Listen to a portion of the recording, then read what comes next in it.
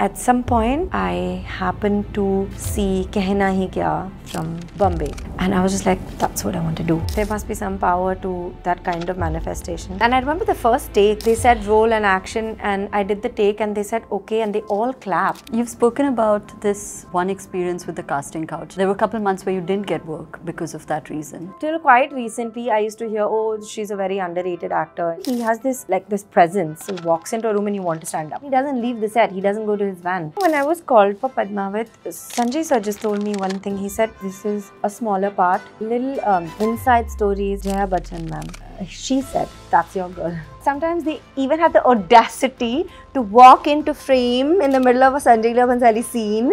I've known Ranveer from earlier. He looked at me and he said, Adu, you know that you're living the dream, right? You've just walked on from a Mani Ratnam set to a Sanjay Leela Bhansali set. Rockstar, I would say that I had been actually told to go and meet him for Heer. I so wish I could have done that. I felt bad that it got edited out quite a bit. Both of you posted saying he said yes and she said yes. So what's the story? I sung with Heeramandi sir live on stage. I've always been told, oh, she's fragile. Oh, if you touch her, she's like glass. She'll break. Good cinema always lives on.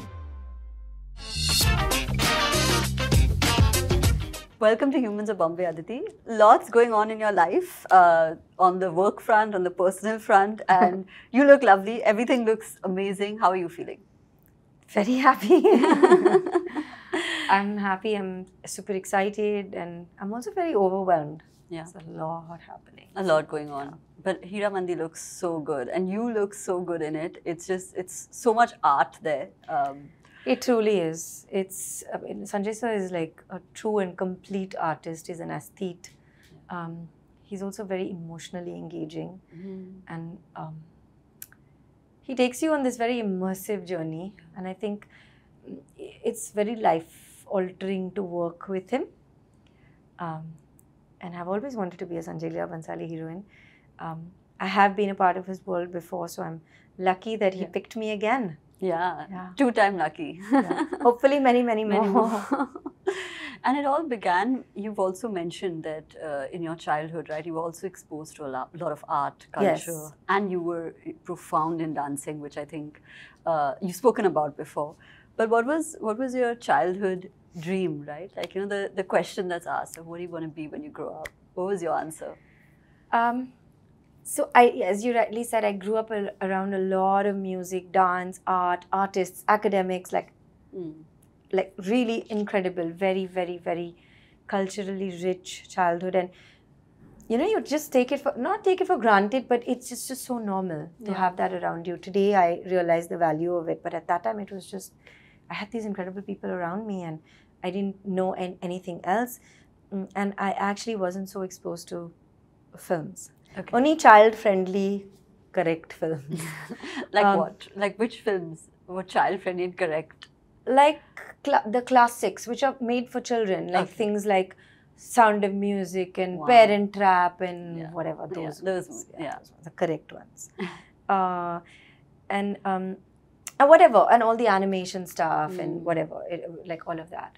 And then at some point, I happened to see Kehna Hi Kya from Bombay. And I was so mesmerized by what was happening in front of me. I didn't see it in a theater. I mean, I just happened to see the song. And then, of course, I saw the film. And I was just like, that's what I want to do.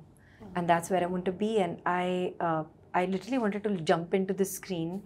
And I didn't know anything about anybody. But that was my dream. And then I realized who the director, I mean, subsequently I figured who the director is, and Heeramandi sir, Manisha, all of that. And that was my little girl's dream, that I wanted to be a Mani Ratnam heroine. And it was literally my one-point agenda, and I never spoke about it till I actually became a Mani Ratnam heroine. And strangely, soon after that, like some years after that, I watched Sanjay Leela Bhansali's Khamoshi. By then, I was just like, okay, movies, they're magical. Yeah. And I watched that and I was like, okay, there's something going on here, because who are these incredible people? And like, they're such incredible storytellers. And I mean, in my simple understanding of whatever was happening, I was just so like taken by all of it. And So when both these things happened and they happened back to back, I was just like, those little dreams, those little girls' dreams do come true. Yeah. And it was real, like there must be some power to that kind of manifestation. So that was my dream, to be a Mani Ratnam heroine, subsequently a Sanjay Leela Bhansali heroine, and then I also wanted to be a Rituparna Ghosh heroine, but that didn't happen. Tend to not be so conscious of these things because they're all happening somewhere at the back of my head, but when I do interviews and when people point out certain things to me, I realize how much of an impact it possibly has on the way that I look at things or how I choose things or how I am, or even the kind of people who pick me to be a part of their vision. Possibly just kind of... It all blends together. Yeah, it flows. Yeah. To be 18 and get into the film that's of that scale, or also, you know, the kind of success that you tasted after. What do you think in terms of how did that impact the way you looked at life, right? Because when you're so young, you're very impressionable. So how did that kind of translate into whoever you are today? There was a tour that I was doing. I had already taken leave, you know, from my studies to do that. And then in the middle of this came, and I was like, I can't do this film. I won't be allowed to do this film. And then they actually waited for me, and that's how I did it. Wow. And it was actually, I was supposed to play a you know, very wonderful actor's daughter, because it's a story of a mother and a daughter, and they actually rewrote that script and they made me both. And it was at the same time. Like both were like 17 or whatever, 16, 17, whatever. So it was like that kind of thing. So they did it like that. So I got a I played a double role in a language I didn't know at all. But because it was dance, for some reason I felt very comfortable. And I remember the first take, like everybody was really nervous, and for some reason I wasn't. Don't ask me why. And they said roll and action, and I did the take and they said okay, and they all clapped. And I was just like, I did something correct. Yeah. Of course, but like I feel like for somebody who doesn't know the industry, who doesn't, I don't have people here, I don't have people to guide me. I didn't have people to guide me when I started, etc. It is a learning curve. Yeah. You know, and you have to be open to learning. But I feel that my superpower is a positivity. And that must be, because you put me in a place where there's a lot of noise and people, like I'll find the music there. You put me in a dark room, I'll find the light. And that's what I really, that's what I do. And I really, and I always want to do that. And I want to be a 5-year-old. And I think that's what's really kept me going and kept me believing in those dreams. We are artists. We'll always have ups and downs in our journey, but it's really about keeping that 5-year-old spirit, you know, going, and to keep dreaming and to keep creating. That's, you know, it's, nobody can take that away from you. You can create. Yeah. This is also something I learned from Mani sir, where he said that you come in with your intention and you make the film that you want to make, and you do the film that you want to do. And after that, it's for the receiver to receive it in the way that they do. And in our world, the receiving of it is dependent on so many things. There's so many variables, including rain, you know, just time, context, maybe even political scenarios, maybe just somebody's personal, whatever. I mean, there's so many things. There's too many moving parts. And it's fine, you know, but because good cinema lives beyond you, and good cinema will be found at some point, always.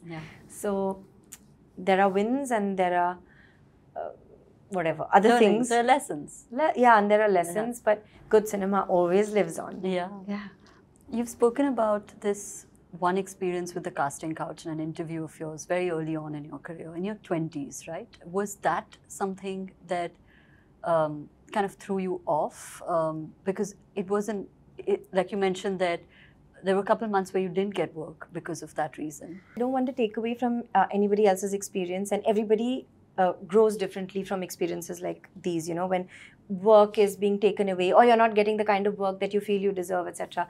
Somebody can be sad or resentful or angry or whatever it is. And maybe I'm wired differently, but my wiring makes me really believe. Every time something rubbish happens around me, I'm just like, no, that it will turn around. And I believe that it will. And it'll turn around in the way that I believe it should turn around. And even like till quite recently, I used to hear, oh, she's a very underrated actor and she deserves so much more. And I would say, but that's on you. How's that on me? Yeah. And my mother said that to me. She said, if people think you're underrated, that means that you constantly have so much more to give, because every time a film or whatever it is, a film of mine comes out, thank God for it, I do get like a lot of love and good press, but they still say, oh, she's underrated. So I'm like, okay, so that means they feel I can do more. And that's great. So my mother told me that. And I was like, yeah, because these things sometimes play on your mind, right? So today I never feel bad about it. I'm like, great, I'm underrated, it's on you. Get me something cool, get me something different, get me something which pushes me. And like working with directors that I've been dying to work with, like Mani sir, of course Sanjay Leela Bansali, Vikramaditya Motwani, Neeraj Gewan, Mishkin sir in the South. There's so many people that I've worked with who people die to work with. Yeah. And they have given me incredible journeys, incredible lives to live, incredible films that I've done well too. So I'm not complaining at all. Yeah. And I'm looking forward to all those experiences. And please keep thinking I'm underrated. It actually gives me a lot of fuel to keep doing more. And then it makes me believe that I have so much more to do and so much more to give and so much more to dream for. Yeah, that's a very interesting way to look at it. It's a different perception. You flip it around, Yeah. and it becomes something else entirely. Yeah. Let's talk about some of your projects, right? You've done such good work, and like with such like classic co-stars, with people who are exceptional at what they do, and it's phenomenal to even see the growth, right? That's happened. Let's talk about, for example, Wazir that you did with Bachchan sir. How was that experience, and how do you look back at it now? It was amazing. I loved working with Bijoy. Bijoy is also one of Mani sir's ADs, who then of course started making films. He's a wonderful director, very, very visual director. I really enjoyed working with him, and the whole excitement level was like mad. I literally was jumping up and down when I was told that I would be doing Wazir. And it was also produced by Vidhu Vinod Chopra, another like cinema legend. And he saw my screen test and he was like, I like this girl. And he didn't even see it for like, I don't even think he saw the full screen test. He saw like a little bit and he was like, we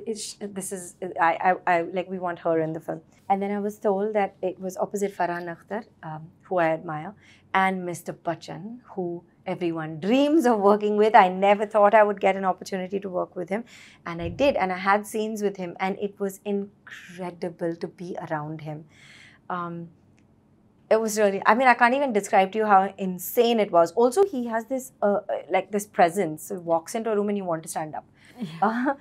But he's also got this amazing childlike excitement when he's on set. Like, he was on a wheelchair through that film and he would be whirring about on that set on his wheelchair. And it was just so amazing to see him like that. And he doesn't leave the set. He doesn't go to his van. He's always on set. And one of the most incredible, kind, generous things I saw was, you know, being the actor he is, and he's iconic and legendary, and there was a scene that I was doing with him where he speaks to me and I'm just listening to him. And it's a huge dialogue, okay? And so obviously the camera was on him first and it was my over shoulder. And he did his scene. And when he was doing his scene, I was just like watching him, and I started crying. And then it was my turn. And I just assumed that being a senior actor, he would either, either somebody would give me cues or he would do it. But now the camera was behind, not on him anymore. So I just assumed. And I'm stupid to have assumed that, because he's a true artist and he loves what he does. And he did the scene for me, like with full emotion, with like his complete heart in the same way that he did it for his own take. And it was my close. And it just brought me to tears again. Yeah. And it was just one take. And I was just like, nah, that is something that is so incredible. And after so many years of working, you are so excited and you want to help your Co-star. little co-star, you know, and you want to do, like, you want to bring out, you want your co-star to do her best. And I thought it was so generous and so kind. And I've always like really, truly loved him, and he was very amazing with me. And I was lucky to have that experience. Yeah, it sounds like such a great experience.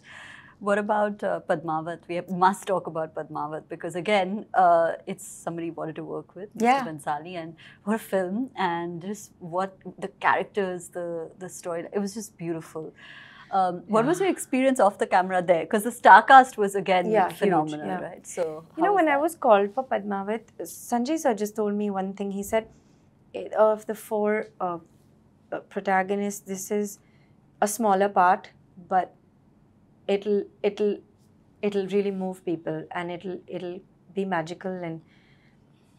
And a little inside stories, I believe Jaya Bachchan ma'am, Sanjay sir was, I think, you know, toying with the idea. He was like looking at various people to play this particular part, and she said, "That's your girl," because I was one of the choices, and she said, "That's your girl."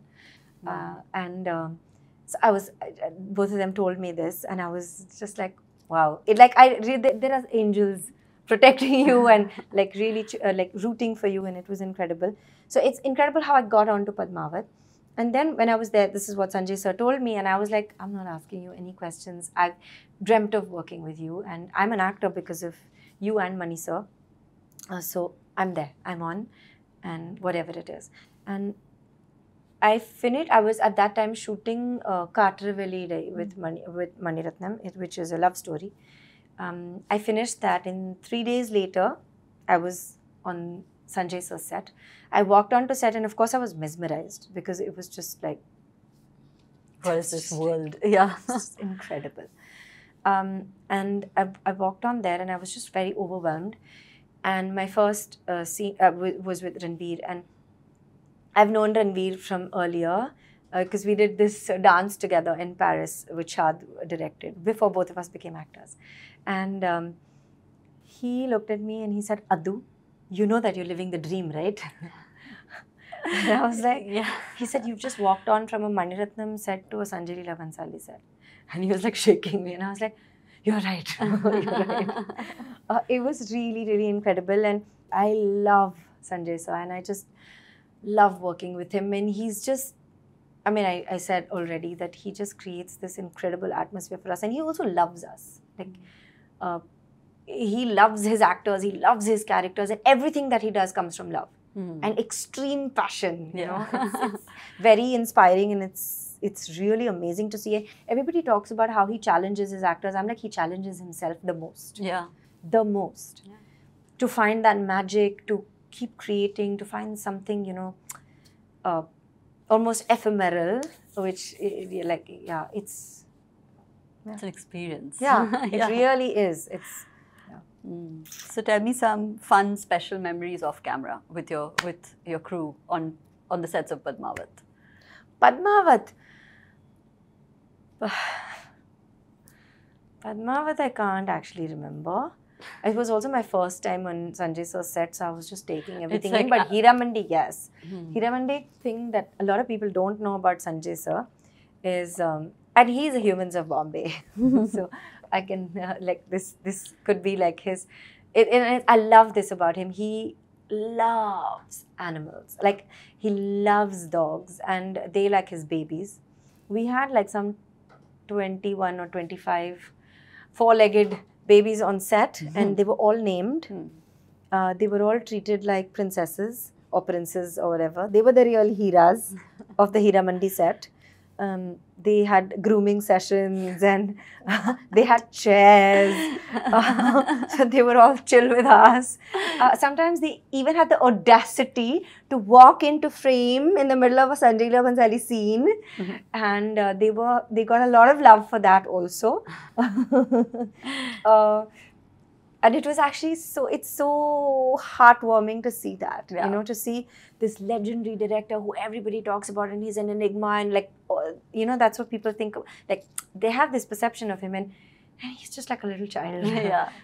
So it's really, really sweet. You obviously love that because it's so important to you. That. Yeah. I love that.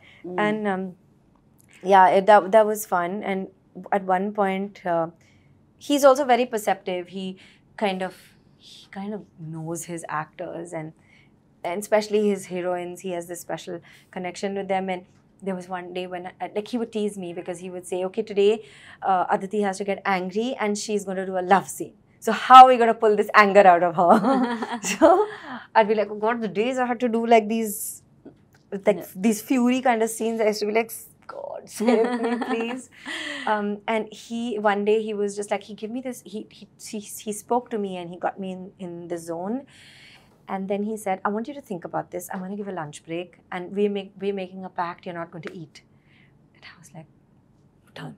Best way to keep me angry. And we came back and we got it. We got the shot. Like, yeah. So it was great. That's fantastic. And like looking back, right, like there's so many different movies that you've done, so many different experiences, like Rockstar, for example, such a relevant / important role, right, that kind of like brought so much context to other characters as well.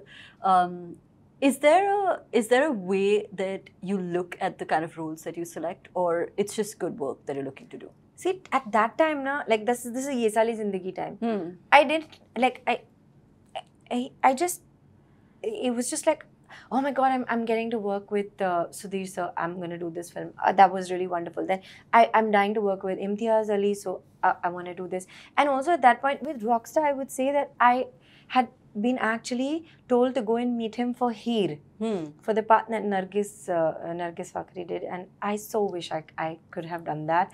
But I mean, it's everybody's destiny. She had already been cast, and much later he called me for this. And when I read it, it was a beautiful part. Yeah. And it's one of the few instances where, like, I've done quite a few cameos, like I've done 2-3 like really beautiful cameos. This was one of those which got edited a lot, because it was actually quite beautifully complete in its own small little way. But I felt bad that it got edited out quite a bit. But there's one or two scenes from there which I keep seeing again and again and again, that people keep, you know, coming back to and talking about, etc., etc. So I'm like, even that somewhere worked, and I feel really happy about it. I wish I could have worked on I wish I could work on a full love story or something, like something beautiful with that. I love Chamkila more recently. But yeah, that was a bit of a but I enjoyed doing it. Yeah, but I was very, I think I was very kacha and like just taking it all in. But working with Ranveer was mad. Yeah, he's incredible. So incredible. He's he's one of my favorite actors, and he's so there, you know. He can convince you of anything. It's amazing. Like, I believe you. You're right. Yeah. Whatever you say. Okay. Yeah. How fun. Let's talk a little bit about your personal life, which is all over, and you look very happy and everything that's Let me just say, I always look happy. Some people are saying you look very happy. I'm like, dude, I'm always happy. Okay, you look like there's a spring in your step. Happy. Yeah. You're happy, but like looking cute, let's just say. Both of you posted saying he said yes and she said yes. So what's the story? What's the deal? With the story is actually, at that point we were just like, oh my God. But like, you know, again, like my wiring. So we wanted to do this really, you know, keep the sanctity of, you know, it was also festival time for us, for my family. And there's this beautiful temple in our family, 400-year-old temple, which I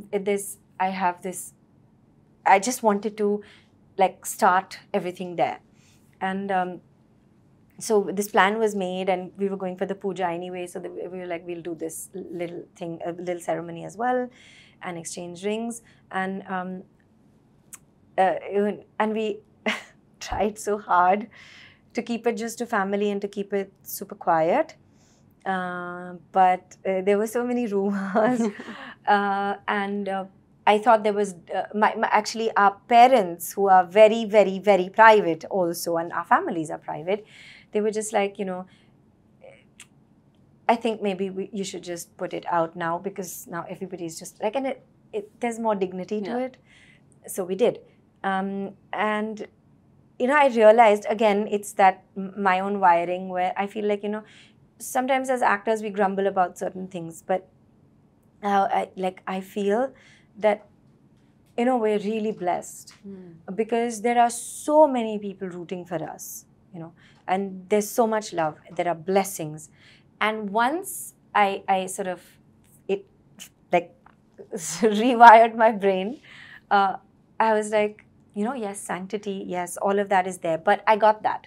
And now I get all the blessings too, and I get all this love. So I just accepted it with an open heart, and I was very grateful for it. So that's how she said yes, he said yes. A post happened, because ordinarily we might not have posted that. Yeah, so sweet. How did you meet him? How did I meet Siddharth? You met him on set? I think I was just meant to meet him, because we've known about each other, of course. We're both Maniratnam kids. He has been Mani sir's AD, so he has literally grown up in that office. And he keeps saying, but you're Mani Ratnam's heroine. So you didn't get scolded, I did. So we always have this banter. So we had that in common when we first met. And we met on a film set, of course. We just, I don't know, there was that sense of just feeling like this person is my person in whatever way, and at first we just laughed a lot. All of us, we would hang out together with like our teams and whatever. And we just laughed so much because he's hilarious. And then, after the film was over and it was almost time for release, that's when we kind of started dating. So that's how it happened. But it was just like there's a very close friend of mine, Gaurav Gupta, who's a designer. And he calls me a pixie, and when he met Siddharth for the first time, he's very protective of me. So he was like, I'm going to be like his mother-in-law. I need to check, I need to meet him. So he met Siddharth and he was like, oh, he's a pixie too. Okay, fine. I approve. Sweet. And what's the happiest memory? What's the most special memory there? Of what? Of your courtship period, of your... It's still happening, na? Still every day is fun, every day is like mad, every day is entertaining. And I think it's just great to laugh together. Yeah. That's just the most fun thing, and just to be little children together, it's fun. So what would you say love means to you? So I think to me, love is to be able to laugh together, to have respect for one another, to be light, and also to feel like this is home. That feeling is, I think, very important to me. Okay, fine. We move on to the next segment. It's called Things We Couldn't Find About You on Google. What's your favorite city for a film shoot? Very early on, I shot in London, Paris, New York. Yeah. I was like, wow. All three, yeah. Yeah. Okay. One word to describe your journey so far. Whoa. I would not describe my journey in one word. No. Because it's way too, I think it cannot be reduced to a word. I think it's expansive, and I think there's so much more to it than that one word. Okay. A book that you've recently read that you would recommend? This is not a most recent book I've read, but it's a book I like very, very much. Okay. It's called The Curious Incident About a Dog in the Curious Incident About a Dog in the Nighttime. Is that what it's called? I haven't. Mark Haddon. I haven't read it. Okay. It is a beautiful beautiful book. Okay, so we find it. We find it and post a photo. Oh my God, I love that book. Okay. It's really lovely. I also love magic realism. An unknown skill of yours. A lot of people don't know that I sing. Oh. So I'm not trained, but this is my humble flex, not so humble flex. I sung with Rahman sir live on stage without +1. Wow. Yeah, so a lot, and especially a lot of people in the Hindi film industry don't know that I sing. I have sung in Tamil. I've recorded as well, including for film. But yeah, here people don't know that. Okay. Yeah, even they barely know that I dance as well. I'm a trained dancer and I've been dancing since I was 5. But again, in the Tamil industry, I've danced, and now Sanjay sir has made me dance. Yeah. Okay. Which of your characters is most like you in real life? Actually quite a lot of them. I wouldn't say like me, but like there are things that in hindsight, I'm like, wow, I love this about it. And I kind of relate to it. One is Leela from Kaatru Veliyidai. I love her sort of sense of belief and also her self-respect. Okay. Yeah, so that's Leela, I would say. And then Bibbojan from Heeramandi. It was pointed out to me very recently, and I was like, oh my God, like I relate to that so much, because through my career especially, and even as a person, I've always been told, oh, she's fragile, oh, if you touch her, she's like glass, she'll break, blah, blah, blah, blah, blah. And also people like look at the physicality, etc. And I'm like, and they'll say things like, oh, if you do, she'll blow away, or whatever. Yeah. Then they're meaning it as a compliment or whatever. Like I take it as, okay, they're being sweet. But I feel like there's so much more to a person than just that, than the way that they look or the way that you perceive them. And Bibbojan has that life. And I feel like if there's a storm, I'll stand and save you, So, I also relate to Bibbojan a lot, because she's seemingly so pure-hearted, gentle, generous, kind, loving, but she's so fearless. Yeah. Okay. What's the one song that always lifts your spirit? There's a really cute song in Kaatru Veliyidai called Aragiye. I love that song. Okay. Okay. It was also on a Coca-Cola can. Wow. It said Aragiye, marry me, and they were selling Coca-Cola cans like That's that. crazy. I was just like, yes. Your guilty pleasure comfort food? My guilty pleasure comfort food. Comfort food would be idli with truckloads of ghee. Yum. But that's my comfort food. But I do eat that. I actually eat that. But my guilty pleasure would be something I can never eat, which I used to eat in boarding school, which is milkmaid. Oh, yum. Oh my God. Condensed Condensed milk. milk. Yeah, that's so good. Oh my God, I love God, it. I would finish tins of it. Oh my God. And it's like so bad for you. And then pizza. I love pizza. Okay. Yeah. Who doesn't have pizza? It's like too universal. Okay, we're at the end. So just to summarize, right? Like we've seen so many different sides, and there's amazing things that have come out of this conversation. What advice would you give to somebody who's, say, looking for words of inspiration if things aren't going their way? I really think it's very important to be yourself and to believe in yourself and to believe in what it is that you want to do and what it is that you truly want to do. And for that, you really need to tap into your heart and to believe that what your heart tells you is right and that you can do it. And of course, there are ups and downs and difficulties will come, and sometimes people have really hard lives and it's very hard to pick yourself up from there. But I think that thing that I said, that there's a lot of noise, but you can hear music in the noise, and there might be a lot of darkness, but you can find the light in the darkness. I think that really, really, really helps. And just knowing that makes you feel positive and good. Great way to end the episode. Thank you so much for doing this. Thank you. All the luck for Heeramandi. It looks beautiful. Thank you. Can't wait to see you doing so much more work. And no, not in an underrated way, in a good, like, unrated way. Thank you so much. Thank you. Thank you. If you like this episode, don't forget to subscribe to our channel and hit that bell icon. Thank you all for being the best community, and I'll see you soon.